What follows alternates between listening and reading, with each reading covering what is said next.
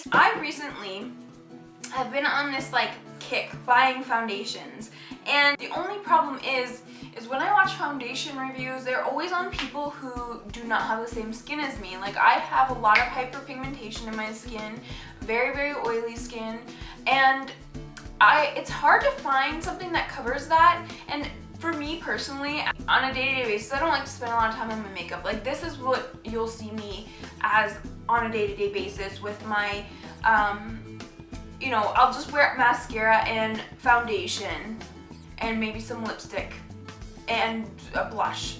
But I don't use concealer very regularly. I even like to use powder really. So I really like that natural look to the skin. I don't like the fully matte look. Like, when you have matte makeup on your face, it sets into the lines and stuff more. So I feel like if you have like a dewier look on your face, it doesn't look, your wrinkles don't look as noticeable, lines and stuff don't look as noticeable. I've been using Revlon Colourstay for a really, really long time. Basically, I've been using the Revlon Colourstay in Sand Beige and Buff, kind of mixing them sometimes. Sometimes I more feel like I'm Sand Beige, other times I feel like I'm the more Buff.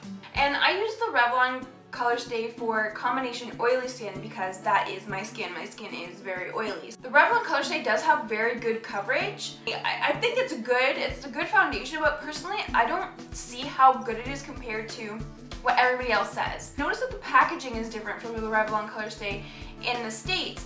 So maybe the formulation might be a little bit different. That being said, I never found something better. I like something that just fully covers everything because I don't want to mess with a concealer and all that stuff. Like, I just want to put it on and that's it. And maybe it's not completely covered, maybe I could use some concealer, but I want it to be mostly covered and, you know, mostly gone away. I don't want to have to worry about, okay, now I have to add this and then add that, because I don't like to spend a lot of time in the morning. I'm really tired. I wake up, what makes me awake is I put eye drops in my eyes, and that's basically what I do.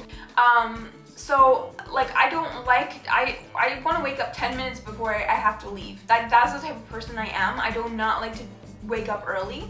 I tried this CoverGirl Outlast Stay Fabulous 3-in-1 foundation. I was not thinking that this one will do anything different, but I thought, hey, I have to try it. And I'm using the color Nude Beige.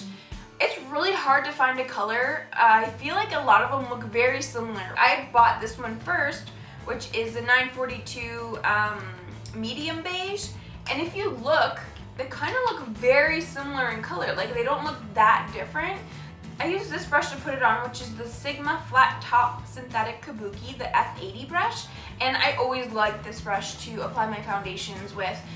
If you want it to be a little bit more thicker coverage, I like to use the Sigma Round Kabuki F82. I'll link these both below so you can see in the description.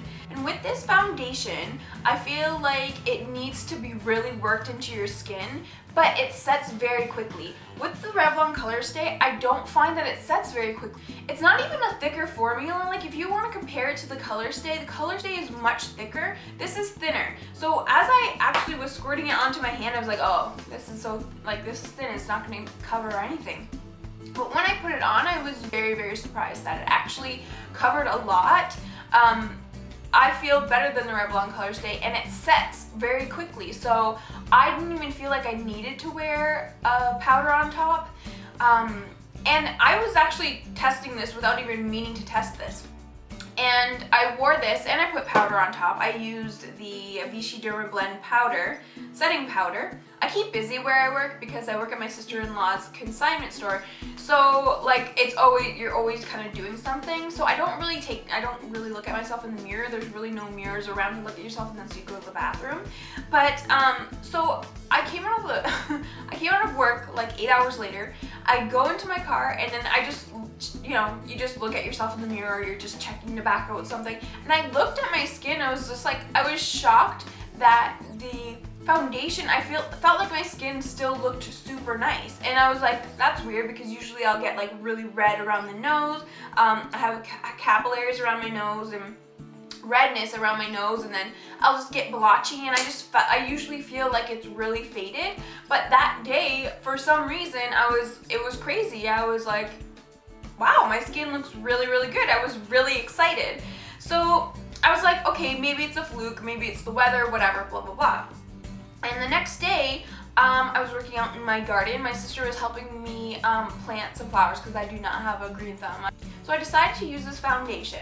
And what I did this time is I didn't put powder on top of it. And that day it was rainy, it was muggy, it was, I don't know, it was not a good, it was like a really, I sweat a lot, it wasn't a good day. But the foundation held up much better than the Colourstay ever would have on my skin for some reason. And so I was like super excited because that was without powder, and I don't like to do powder, and sometimes I just want to put it on and that's it, and not worry about powder. And I felt like it stayed on really well. The foundation actually gives you, I don't know if it's a completely matte finish when it sets, but it's maybe a little bit like of a satin finish.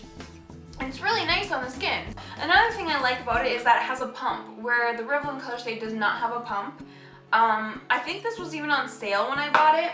And let's see, they both have 1 fluid ounce in it, where the Revlon Colourstay only has a SPF of 6 and this foundation has SPF of 20.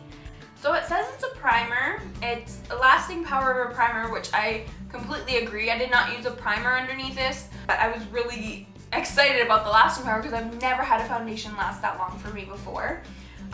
Coverage of a concealer. I don't think it's completely covers everything like a concealer, but I feel like it's definitely buildable, and you can build it on the problem areas and stuff like that. It's like a really light, I don't feel like I'm wearing makeup, like it's a really light feeling foundation, but it does definitely cover just as well as Revlon Colourstay, but it looks nicer. It doesn't look as cakey, and it doesn't feel as cakey. I almost feel like it dries into like a powder almost. Like it's really, I don't know, it's really odd, but I love it. And this says the blendability of a foundation in one. So it is a foundation, and it does blend very easily, in my opinion. You just have to really work it in because it can be streaky a little bit. I hope you guys enjoyed this review, and I'll talk to you guys later. Bye.